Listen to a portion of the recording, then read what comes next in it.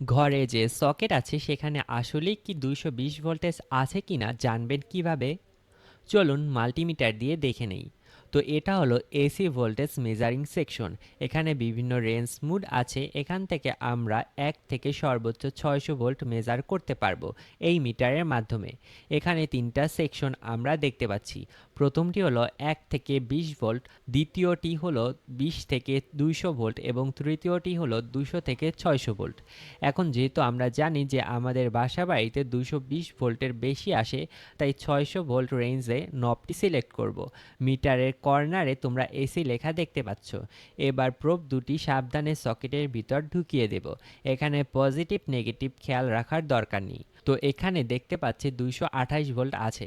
তো এভাবেই খুব সহজে মাল্টিমিটার ব্যবহার করে তোমরা এসি ভোল্টেজ পরিমাপ করতে পারো। তো ভিডিও দিয়ে যদি কিছু শিখতে পারো তাহলে অবশ্যই একটা লাইক করতে ভুলো না।